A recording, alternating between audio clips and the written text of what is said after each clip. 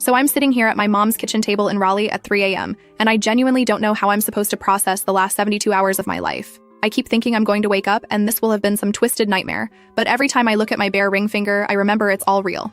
I was with Mason for almost 4 years. We moved in together after a year, got engaged, and were supposed to get married in 25 days. I had the dress. The venue was booked. We just finished paying the caterer. That Thursday night, we were sitting at our dining room table addressing wedding invitations. We had this whole system going where I'd write the addresses and he'd stuff and seal because my handwriting is better. But I'm terrible at getting envelopes closed without them looking like a toddler did it. We had music playing, some wine. A bunch of our friends saved the dates stuck to the fridge behind us. It felt so normal, so domestic and boring and perfect. Then someone knocked on the door. It was almost 11 p.m., which is already weird because who shows up unannounced that late on a weeknight? Mason looked at me and I looked at him, and neither of us moved at first. The knock came again, harder this time, and then we heard footsteps running away. Like actually running fast, down our front steps, and then a car starting somewhere down the street. I got up to look through the peephole and saw nothing, so I opened the door. There was a car seat on our welcome mat. One of those infant carriers with the handle, gray and pink with little elephants on the padding. And inside was a sleeping baby. A baby. Just sitting there on my doorstep like someone had left a package from Amazon. I literally just stood there with my hand on the doorframe trying to make my brain understand what I was looking at. Mason came up behind me asking what was going on, and when he saw the car seat, he made this sound, this weird strangled noise that I've never heard come out of a human being before. There was a note tucked into the side of the carrier.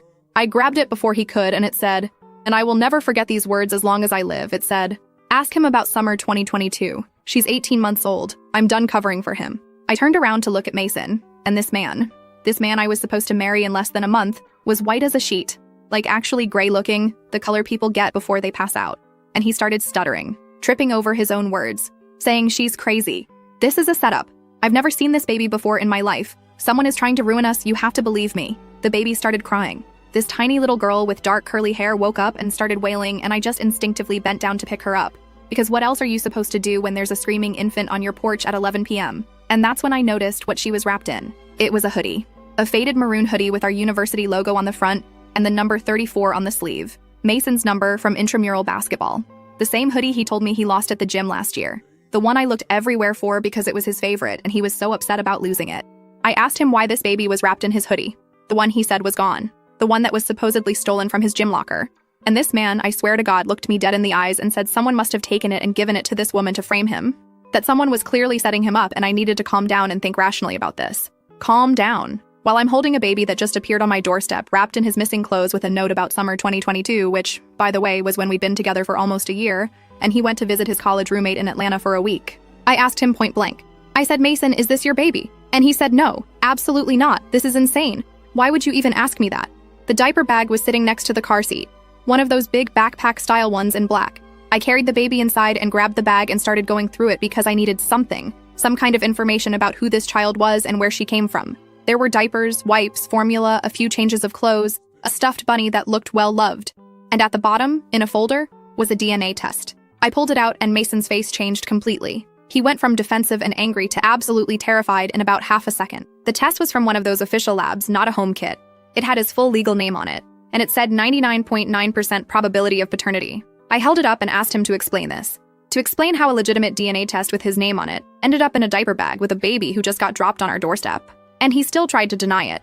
Said it had to be fake. Said anyone could print something like that. Said I was being manipulated by whoever was doing this to us. The baby was still crying. She couldn't have cared less that my entire life was falling apart around her. She just wanted to be fed. I found a bottle in the bag and made formula one-handed while Mason paced around our living room having what looked like a complete breakdown. And I'm watching him spiral, and all I can think is that I'm supposed to walk down an aisle toward this person in 25 days. My dad is supposed to give me away to this. About 20 minutes later, his phone rang. He glanced at the screen and his whole body went rigid. I asked who it was and he didn't answer. Just kept staring at his phone like it was going to bite him. I told him to answer it or I would, and he finally picked up. I couldn't hear the whole conversation, but I heard enough. His mother's voice came through clear as day asking if the baby arrived okay. If the baby arrived okay. Not what baby, or what are you talking about, or any normal response a person would have if they didn't know their son had a secret child. She asked if the baby arrived like she'd been expecting this, like they'd discussed it beforehand. Mason walked into the other room, but I followed him. I wasn't about to let him have a private conversation about the baby I was currently holding. He kept saying, "Mom, stop. Mom, not right now. Mom, I can't talk about this." And I could hear her getting more agitated through the phone. Something about how they'd all agreed this would stay quiet, and Dina had no right to do this, and she'd been promised this wouldn't affect the wedding. Dina, a name. Finally, some actual information instead of lies. Mason hung up and turned around and saw me standing there, and for a second, neither of us said anything. Then I asked him who Dina was. He closed his eyes like he was in physical pain and said she was nobody, just someone he used to know. I told him I wasn't stupid.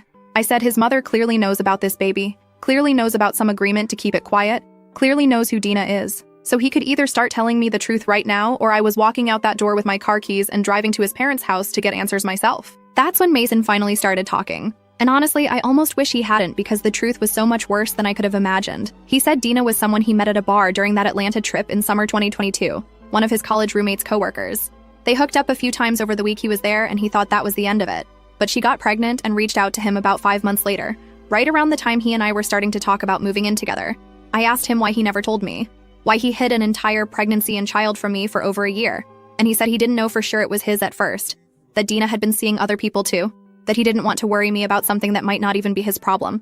But then the DNA test came back, that test in the diaper bag, and he knew. He'd known since this baby was maybe 4 months old that he was her father, and he never said a single word to me. I asked him what the arrangement was, what his mother meant by keeping it quiet, and he said Dina agreed to handle everything herself, that he would contribute financially but stay out of the child's life because he didn't want to complicate things with me. He said his parents knew because they helped him set up the payments, helped him figure out how to keep everything separate so I wouldn't find out. His parents, who I've had dinner with every other Sunday for the last 2 years, who helped us pick out our venue, who I thought loved me and welcomed me into their family. They've all been lying to my face this entire time. I asked him if anyone else knew. He admitted his sister Marcella knew, his brother Hunter knew. Basically, his entire immediate family had been keeping this secret from me while I planned a wedding to a man with a hidden child. The baby had fallen asleep in my arms by this point. She was so small and warm and completely innocent in all of this, and I felt so unbearably sad looking at her. This little girl whose father was apparently so ashamed of her existence that he'd been paying her mother to pretend she didn't exist. I asked what happened with Dina, why she suddenly showed up after 18 months of apparently going along with this arrangement. Mason said he didn't know.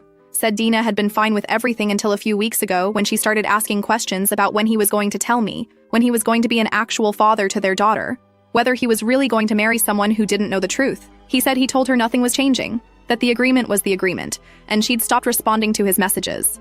So she decided to just deliver his daughter to my doorstep instead. Nuclear option. I asked him what he expected to happen, if he really thought he was going to marry me, and just keep paying this woman indefinitely, while their daughter grew up without ever knowing her father. He said he thought maybe eventually, after we were married and settled, he could figure out a way to tell me, that he was always planning to tell me someday. Someday, not before our wedding, not before I signed a legal document binding myself to him, not before I made vows to spend my life with someone who'd been lying to me about something this massive, just someday, whenever it was convenient for him. I put the baby down on the couch surrounded by pillows, and I told Mason I needed him to leave, to go to his parents' house or his brother's or literally anywhere else because I could not look at him anymore. He started crying. This grown man started sobbing and begging me to just talk to him, to let him explain, saying he loved me and he never meant to hurt me and we could work through this together. And yeah, maybe I'm heartless, but I felt nothing, just cold and empty and so incredibly tired. He asked what was going to happen with the baby. Where was she going to go? And I told him I didn't know, but that wasn't really my problem since apparently I wasn't supposed to know she existed in the first place. Mason left around 1 a.m., just grabbed his keys and wallet and walked out the front door still crying. I stood in my living room holding my phone, staring at the sleeping baby on my couch, and tried to figure out what the hell I was supposed to do next. I called my mom. It was the middle of the night, but she picked up on the second ring because moms have that sixth sense about things. I told her what happened and she was quiet for a long moment, and then she said, "Pack a bag, bring the baby, and come home." So that's what I did. The drive from our apartment to my mom's house is about 40 minutes. I spent the whole time going over every conversation, every weekend trip. Every time Mason's family looked at me across a dinner table knowing they were keeping this massive secret. His mom who helped me pick out my wedding shoes. His dad who taught me how to grill a proper steak. His sister who was supposed to be one of my bridesmaids. The next morning, Mason's mom called me. Not him, his mother. And she had the absolute audacity to ask me to please be reasonable about this. To consider how much stress this was putting on the whole family. She said Dina had gone back on her word and that wasn't Mason's fault. That he'd tried to do the right thing by making sure the child was provided for. And now I was punishing him for someone else's decision. I asked her if she thought the right thing was lying to me for 18 months. She said sometimes people make difficult choices to protect the people they love, and she hoped I could find it in my heart to understand that. I hung up on her. Mason started texting around noon. Long messages about how much he loved me, how sorry he was, how he knew he'd messed up but we could get through this if I just gave him a chance. He said the wedding was still on the table, that we didn't have to cancel anything yet, that we should take a few days and then sit down and talk about our future. Our future. Like we still had one. Like finding out your fiancé has a secret child and his whole family helped cover it up is just a bump in the road. My phone blew up all day. His sister texted asking if I was okay, which felt rich coming from someone who'd known about this for over a year. His brother sent some message about how Mason really did love me, and this didn't change that. Even his dad reached out saying he hoped I could forgive them all someday because they were just trying to protect everyone. Protect who? Certainly not me. Certainly not Dina, who'd apparently been raising a baby alone while the father sent checks and pretended she didn't exist. Certainly not this little girl who was currently sleeping in a pack and play in my childhood bedroom because she had nowhere else to go. That first day, I focused on practical things, because if I stopped moving, I was going to lose my mind. I called our venue to ask about their cancellation policy. I called the caterer. I called the florist. Every single conversation was this humiliating exercise in explaining that no, actually the wedding wasn't happening anymore, and no, I didn't want to reschedule, and no, I couldn't really go into details, but please just process the refund. My best friend Becky came over that evening. She'd been getting a steady stream of panicked texts from me and showed up with wine and takeout and just sat with me while I went through everything again. She said the only question that mattered right now was what did I actually want to do? Not what Mason wanted, not what his family expected. What did I want? The baby woke up crying around 8 p.m. and Becky helped me feed her and change her, and she's looking at me with those big brown eyes that look so much like Mason's it actually hurts. This tiny, perfect, innocent person who didn't ask to be born into this mess. I didn't know what was going to happen with her. Dina clearly wasn't coming back anytime soon given the whole dramatic doorstep drop-off. Mason was texting me constantly but never once asked about his daughter, never asked if she was okay or where she was staying or if she needed anything. His parents hadn't asked either. Nobody seemed to care about this actual living child except me and my mom and Becky. On day 2, I got a text from a number I didn't recognize. It said, "This is Dina, we need to talk." And that's where things got really complicated. First update. So I left off with Dina texting me saying we need to talk. A lot of you in the comments were telling me not to respond, that it was a trap or she was trying to manipulate me. But honestly, I was desperate for answers that weren't filtered through Mason's lies. I still hadn't gotten a straight story out of anyone in his family, and I was losing my mind trying to piece together what was actually true. I texted back asking what she wanted. She responded almost immediately saying she wanted to explain her side and figure out what was happening with their daughter. Not my daughter or the baby, but their daughter. I noticed that wording. She was still framing this as something that involved Mason, still expecting him to be part of this child's life somehow. Like he hadn't spent 18 months pretending she didn't exist. I told her I wasn't interested in being in the middle of whatever was going on between her and Mason. She said she understood, but she also wasn't leaving her daughter with a stranger indefinitely, and she needed to know what the plan was. That set me off because, excuse me? She left a baby on my doorstep without warning, without asking, without any kind of coordination, and now she was acting like I was the one creating problems? I told her that if she wanted her daughter back, she could come get her anytime, that I never asked to be involved in any of this, that she made me part of this mess without my consent. Who does that? Who just drops a baby on someone's porch and drives away? She didn't respond for about an hour. When she finally texted again, she said she knew it was wrong to do it that way, but she was out of options. That she'd been trying to get Mason to tell me for months, and he kept promising he would and never did. That she couldn't keep being his dirty secret while he married someone who had no idea she existed. I asked her what exactly she thought was going to happen. Like, did she imagine Mason was going to step up and be a real father just because she forced the issue? Did she think I was going to, what? Adopt his secret baby and play happy family? Did she think this through at all? Or did she just want to blow up my life because hers was already a mess? She said she didn't know what she expected. She just knew she couldn't keep living the way she'd been living. Being paid to stay quiet, watching Mason post photos of his perfect life with his perfect fiancé while she was home alone with a toddler he refused to acknowledge. I told her I'd bring her daughter to her if she gave me an address. She lived about 2 hours away in a smaller town outside Charlotte. She said she could meet me halfway the next day, and I agreed because honestly, I couldn't keep taking care of this baby indefinitely. My mom was helping, but neither of us signed up for this, and I still had my own life falling apart to deal with. That night, Mason showed up at my mom's house. I hadn't told him where I was, but it wasn't hard to figure out. My mom's address hasn't changed since I was in middle school. I heard his car pull into the driveway around 8 p.m., and my whole body tensed up. My mom asked if I wanted her to tell him to leave, but I said no. I needed to actually talk to him face to face. I needed to look him in the eyes while he tried to explain himself because I was done getting half-truths through text messages. I went out to the front porch because I wasn't letting him inside. He started talking before I even got down the steps. This whole rushing stream of apologies and excuses, and please just let me explain. I told him he had exactly one chance to tell me the complete truth about everything, and if I found out later he was still lying about anything, then we were done forever. No more chances, no more conversations. He nodded and said, okay. He would tell me everything. So I asked him to start from the beginning. Not the version he told me the night the baby showed up. The real beginning. He said he met Dina in Atlanta like he'd said before. But it wasn't just some random hookup at a bar. He'd known her from college, she was a year behind him, and when he found out she'd moved to Atlanta, he reached out to see her. They'd hooked up a few times back in school. And he figured, why not reconnect while he was in town? Why not? Why not? Like I didn't exist. Like we hadn't been together for almost a year at that point. Like reconnecting with an old hookup was just a casual decision with no consequences. I asked him if he knew she had feelings for him, if he knew she thought it was more than casual. He admitted he probably should have realized that she'd always been more into him than he was into her, even back in college. But he told himself they were both adults and she knew what she was getting into. I asked if he told her about me, about having a girlfriend back home that he was serious about. He said no. He didn't tell her about me until she called him a few months later saying she was pregnant. And by then it was too late to pretend he hadn't been cheating. So he knew. He knew when he was sleeping with her that he was cheating on me. It wasn't some drunken mistake or moment of weakness or any of the other excuses people make. He deliberately reconnected with an ex-hookup, deliberately didn't mention me, and deliberately chose to cheat multiple times over the course of a week. Multiple times. This wasn't one night of bad judgment. This was a week of choices. I asked him what happened when she told him about the pregnancy. He said he panicked, told her he had a girlfriend, told her he couldn't be involved, asked her what she was going to do about it. And she got upset, obviously, because she'd just found out the guy she'd been sleeping with had been lying to her too. She decided to keep the baby. He said he tried to talk her out of it at first, offered to pay for whatever she needed if she made a different choice, but she said no. So then he had to figure out what to do. That's when he told his parents. I asked why them? Why not just deal with it himself? And he said because his dad had a lawyer friend who could help draw up some kind of informal agreement. His mom helped him figure out how much money to send each month. His whole family got involved in managing his mistake and making sure I never found out about it. His whole family. These people I've been having dinner with for years, who I thought loved me, who helped us pick our venue and address invitations and plan a wedding. All of them knew. All of them looked at me and smiled and pretended everything was fine while they were actively helping Mason hide a child from me. I asked if they ever considered just telling me, any of them. His parents, his siblings, anyone. And he said his mom was against it from the start. She said I'd probably leave him and why ruin a good relationship over one mistake. That Dina was taken care of financially, the baby would be provided for, and there was no reason to blow up everyone's lives. One mistake. Like it was a parking ticket or forgetting someone's birthday. Not an entire secret child that he'd been actively hiding for almost 2 years while planning a wedding with me. I asked him about the arrangement with Dina. What exactly had been agreed to? He said he sent her money every month, enough to cover childcare and basics.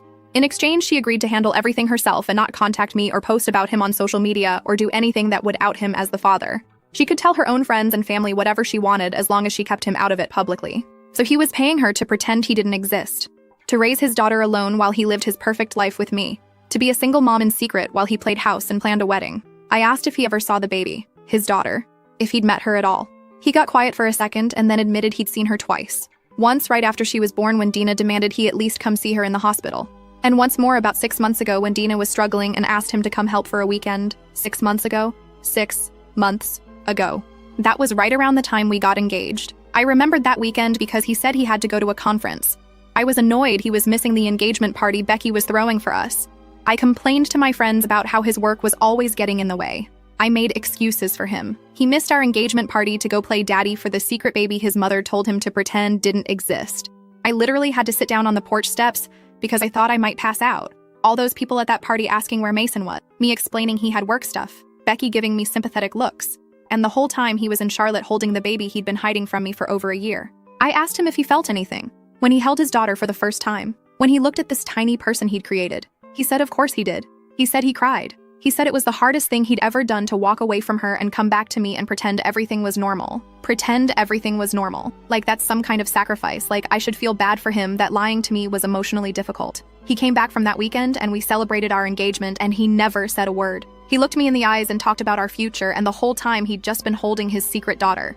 I asked what changed with Dina, why she suddenly decided to blow everything up 3 weeks before our wedding. He said she'd been getting more insistent over the last few months, asking when he was going to step up, when he was going to be a real father, when he was going to tell me the truth. She kept saying it wasn't fair to their daughter to grow up thinking her father didn't want her. She kept pushing him to choose, and he kept putting her off, saying after the wedding, saying soon, saying he just needed more time, until she stopped accepting those answers. I asked him what exactly he thought was going to happen after we got married.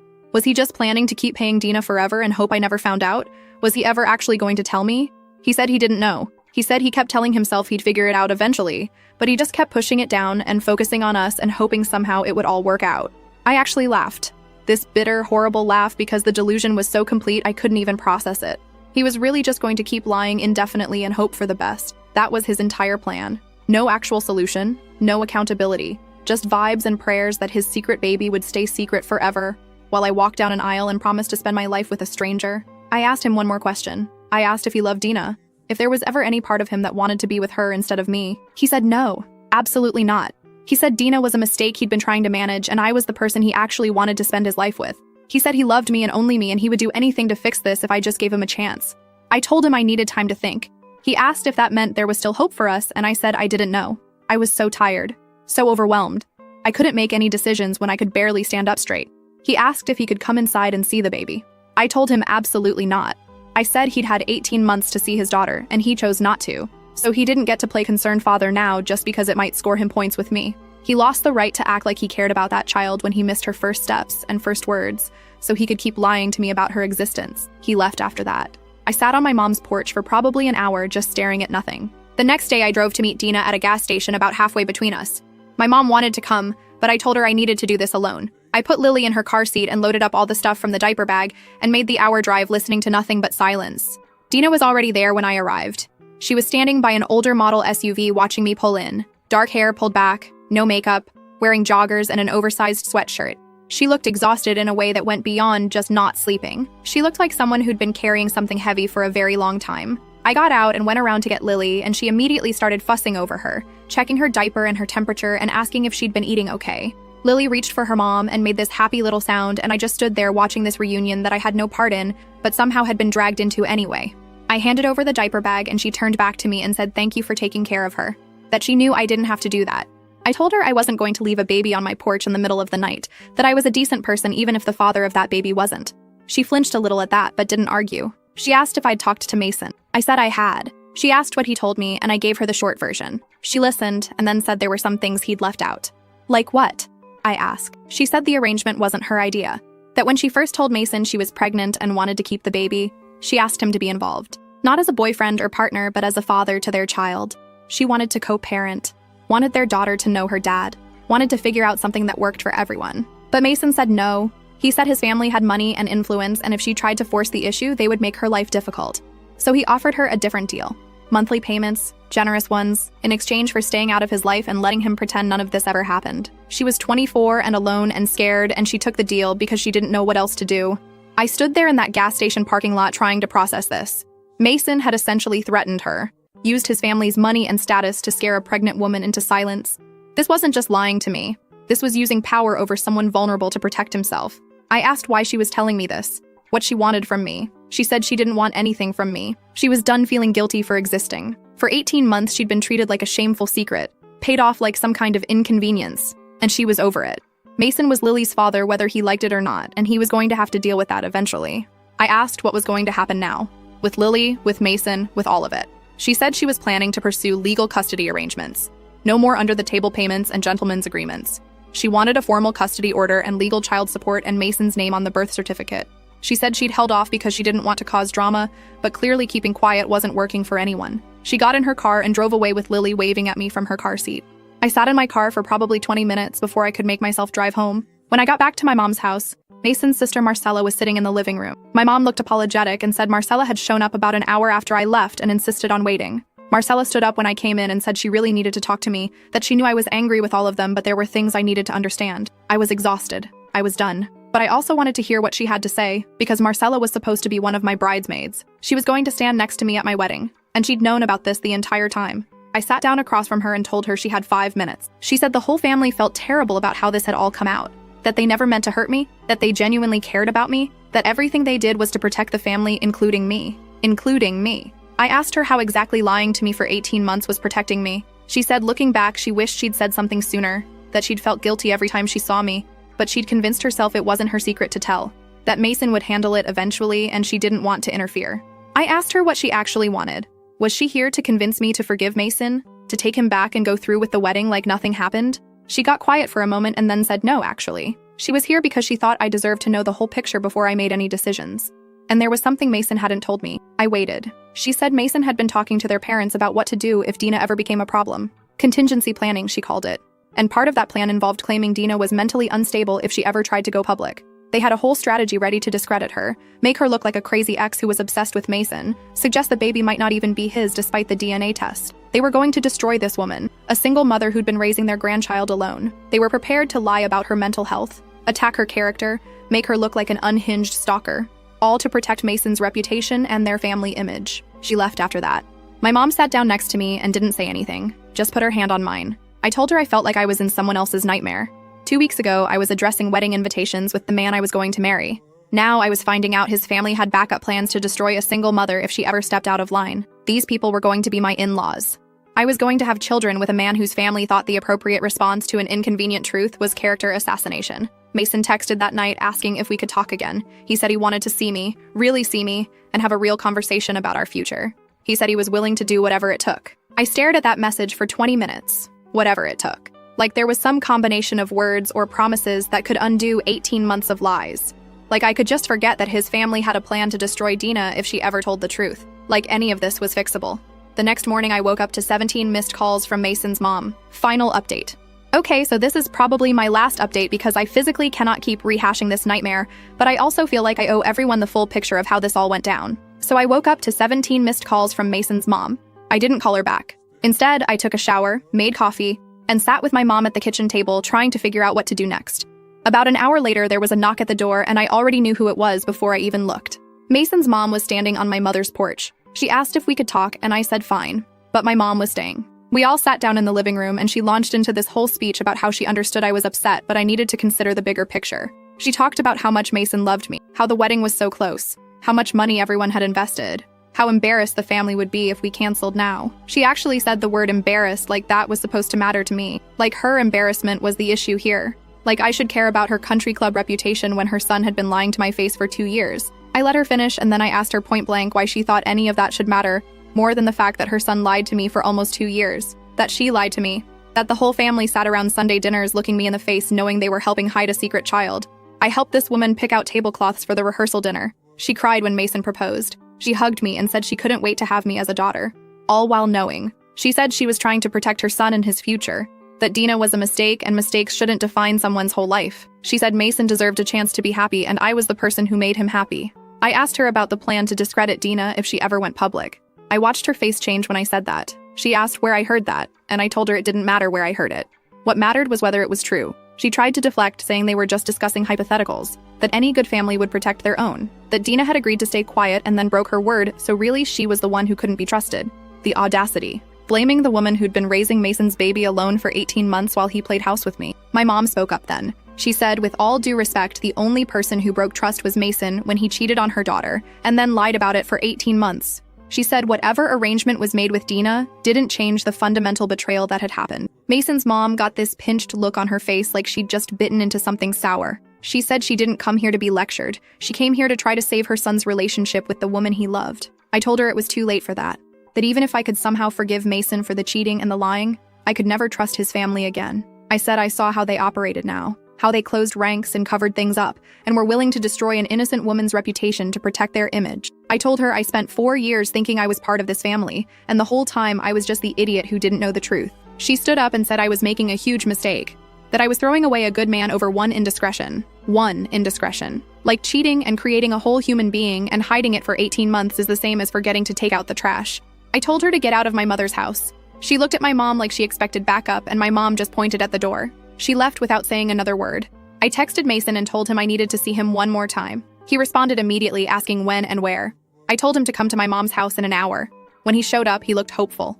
Like maybe he thought this was going to be a reconciliation conversation. That pissed me off even more. How could he possibly think there was anything left to save? I let him sit down across from me in the living room and I told him the wedding was off, permanently. He started arguing immediately, saying I wasn't being fair, saying he deserved a chance to make things right, saying couples get through worse than this all the time. He brought up people we knew who'd survived infidelity. He talked about therapy, about rebuilding trust, about how much he was willing to change. He actually said we could come out of this stronger. I wanted to throw something at his head. I let him talk until he ran out of words. And then I asked him one question. I asked him if he would have ever told me about Lily if Dina hadn't forced his hand. If she'd kept quiet forever, would he have kept lying to me forever too? He hesitated. That hesitation told me everything. He finally admitted he didn't know. He said he kept telling himself he would find the right time, but the right time never came, and eventually it just felt too late to say anything. He said he was afraid of losing me, and he convinced himself that what I didn't know couldn't hurt me. I told him that was exactly the problem, that he made that decision for me. He decided I didn't deserve to know the truth about the person I was building a life with. He decided his comfort was more important than my right to make an informed choice about my own future. I asked him how many times he looked at me and thought about telling me. How many times he almost said something and then didn't. Was it every day? Every week? Did he think about it when we were looking at venues? When I was trying on wedding dresses? When his mother was helping me address invitations to a wedding she knew was built on lies? He started crying. He said he couldn't imagine his life without me. That he'd spent years planning our future together. That he didn't know how to move forward. I told him that sounded like a him problem. And then I told him to get out. The next few days were all about cancellations, and I have never been more humiliated in my entire life. Every single phone call was me having to explain that no, the wedding wasn't happening, no, I couldn't really go into details, no, I didn't want to reschedule. I lost thousands of dollars on deposits. Money I'd saved for years. Money that was supposed to go towards starting my life with someone who turned out to be a complete stranger. My dad drove up from Florida to help me move my stuff out of the apartment. We did it while Mason was at work because I couldn't stand to look at him. 4 years of my life packed into boxes. I left the ring on the kitchen counter because I didn't even want to touch it anymore. Everyone keeps asking me if I'm okay, and I don't know how to answer that question. I'm not okay. I'm furious. I'm hurt. I wake up in the middle of the night replaying every conversation, every moment, every time Mason or his family looked at me while hiding this massive secret. I gave this man 4 years. I planned a wedding. I picked out china patterns and argued about whether to have salmon or chicken at the reception. And the whole time there was a little girl out there with his eyes and his DNA whose existence I wasn't allowed to know about. I'm staying at my mom's house and everyone keeps telling me it will get easier. That time heals everything, that I dodged a bullet. But right now it doesn't feel like I dodged anything. It feels like I got hit by a truck. I trusted someone completely, and he repaid that trust by lying to me every single day for 18 months. His whole family watched me walk toward a cliff and nobody said a word. So no, I don't have some neat, happy ending for you. What I have is a canceled wedding, an empty ring finger, thousands of dollars in lost deposits, and 4 years of my life I'll never get back. I have 17 people I thought were going to be my family who turned out to be strangers. I have a closet full of bridesmaid gift bags and a wedding dress I can't even look at. I keep thinking about what my life was supposed to look like right now. I was supposed to be 18 days away from marrying the love of my life. Instead, I'm sleeping in my childhood bedroom trying to figure out how I didn't see this coming. And the worst part? The absolute worst part? Sometimes I still miss him. The version of him I thought I knew. The person he pretended to be. And then I hate myself for missing someone who never really existed.